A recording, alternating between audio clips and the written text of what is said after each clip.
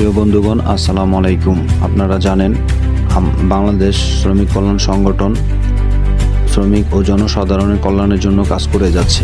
তা আমাদের সংগঠনের যদি কোনো সদস্য দুর্ঘটনায় কর্মক্ষম হয়ে যায় তাহলে আমরা তাকে পর্যায়ক্রমে 50,000 টাকা অর্থ সহযোগিতা করে থাকি, এবং দুর্ঘটনায় কোনো সদস্য যদি মারা যায় তাহলে তার পরিবারকে আমরা 50,000 টাকা পর্যায়ক্রমে সহযোগিতা করে থাকি।